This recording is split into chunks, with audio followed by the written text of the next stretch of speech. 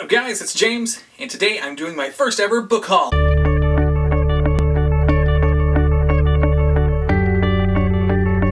Now since I haven't posted a video since Halloween, yeah, kind of had some different events happen in that time, such as Black Friday, my birthday, Christmas, and yeah, I kind of accumulated quite a few books during that time, so I think there's 22, so let's get this started. We're gonna start with Black Friday first. Now these books really weren't on sale, but Barnes & Noble had signed copies of books available on Black Friday. Now, for some, that doesn't seem like that cool of a thing, but for me, who lives in a place so we never get any authors I ever really enjoy, so I can never meet them, this is my best option, so I'm okay with that. And first up, we have The Iron Child, the first in the Magisterium series by Holly Black and Cassandra Clare. This is a middle grade fantasy series surrounding a magical school that has completely different magic than the world of Harry Potter, so don't get confused. And it's by two of my favorite authors. I read this book last year. It's great to finally have a physical copy in hand. And it's signed. I don't know if you can see that. It's probably out of focus, whatever. Next up we have Hollow City by Ransom Riggs. This is the sequel to Miss Peregrine's Home for Peculiar Children, which I read last year and loved. And so now I have the sequel. So hopefully I'll get to read it in the very near future. The last signed copy I got was Choose Your Own Autobiography by Neil Patrick Harris. Now I'm usually not one to pick up autobiographies, but I love me some NPH. And I grew up with the Choose Your Own Adventure stories, and so I think this is a kind of a cool concept for an autobiography. So that should be fun to read. And again, it's autographed. So on sale, I found Paper Towns by John Green, and the final Black Friday purchase was Under the Never Sky by Veronica Rossi. Next up was my birthday, which took place around the first part of December. These first few books I purchased for myself because why not? First up, we have I'll Give You the Sun by Jandy Nelson. A different take on a coming-of-age novel. I always like this cover. I've been really excited to read it, and I like that it has like orange inside of it. It's one of my favorite colors. It's awesome. Next up we have The Darkest Minds by Alexandra Bracken. I don't know much about this other than it's wildly popular here on BookTube, and that it's kind of a dystopian meets superhero type novel, and I think it's kind of good to go in not really knowing much about it, so yes, hopefully I'll get this started relatively soon. Then we have The Unbecoming of Mara Dyer by Michelle Hodkin. This is another extremely popular book on BookTube, and I actually really don't have a clue what this book is about, other than it's more kind of a thrillery, maybe paranormal, maybe, I don't know. Yeah, so I think it's kind of good, again, going in without knowing much about it. Then we have Where Things Come Back by John Corey Whaley. This book has interested me for a while, now it's just finding time to read it, along with all these other books, but it is fairly short, so hopefully it'll be a quick read. It's about Cullen, a high school senior whose cousin is just overdosed, his gifted brother has seriously disappeared, and then his Arkansas town has become obsessed with the reappearance of a supposed extinct woodpecker. And then there's also a story of a missionary in Africa who's having a crisis of faith, so I guess somehow those two stories will be intertwined. Yeah, we'll see. And the last one I got for myself is Something Like Summer by J. Bell. I was introduced to this LGBT series early last year, and I have since read all but the most recent of the books. There are 4 in the original Seasons series: Summer, Winter, Autumn, and Spring. And then 1 in the newest spin-off series, and that's Something About Lightning. What I find interesting about this series is each book is told by a different character's perspective, with the first 3 telling basically a slightly different version of the same story. Each new book building on the 3 main characters' backgrounds and their points of view. This really lets you get to know the characters of Ben, Tim, and Jace in a way that a book written in just a single point of view wouldn't let you. The writing, while not perfect, has progressively gotten better with each new book, and they've recently wrapped up an Indiegogo campaign to fund the movie based on the first book, which I'm extremely excited about. This is an amazing series, and I highly recommend you checking it out. The books are all self-published, and so you can get them really cheap as ebooks, and also it's just great to support self-published authors. I love this series so much I figured it's time to start getting them in physical copies, and it's always good when you have a personalized copy. And next up are books I was given, or technically given gift cards to purchase.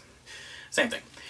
And I have The Archived by Victoria Schwab. This is not my second book of hers, having read and absolutely loved her first adult novel, Vicious. I really don't know much about this book, other than it's very popular, and I pretty much now want to read everything that she's ever written. So yeah, I really can't wait to read this, along with the fact that she is releasing her second adult novel, A Darker Shade of Magic, on February 24th. So definitely check that out, because I will be. Next we have Grasshopper Jungle by Andrew Smith. This past year was the year I discovered the genius of Andrew Smith. This will be the third book of his, having already read 100 Sideways Miles and Winger last year. They are easily two of my favorite books I read last year, plus possibly favorite books I've ever read. I even gave a copy of Winger to my nephew for Christmas, and he loved it as well. As for this book, its plot is a little more out there. An unstoppable army of horny, hungry, 6-foot-tall praying mantises are accidentally unleashed on a small Iowa town by two boys. Definitely not your typical coming-of-age novel. And that's what I love about Andrew Smith. He truly understands a teenage boy's mind more so than any author I've ever read. And he blends it so incredibly well with some of the craziest stories you've ever read. I just love his writing style, and I cannot wait to read this one. Next up we have Jacoby by William Ritter. I don't know much about this other than it's described as Sherlock Holmes meets Doctor Who, in which you pretty much had me right there. Now, I just recently discovered Doctor Who. Well, I've known about it. I just started watching it for the first time last week. Calm yourself, Doctor Who fans. Yeah. I don't know why it took me so long to watch it, but I'm a season in and I'm already pretty obsessed, so yeah. If you're a Doctor Who fan, comment below. But anyways, back to this book. It has one of the most gorgeous covers I have ever seen. I mean, look at that. I mean, you're not supposed to judge a book by its cover, but it's so pretty. You probably can't see it. Next up we have These Broken Stars by Amy Kaufman and Megan Spooner. This is another book that's been heavily circulated on BookTube. Katrina over at Little Book Owl in particular has said amazing things about this, so I have high hopes for it. I really don't know much about it other than it's like a sci-fi, YA, I don't know.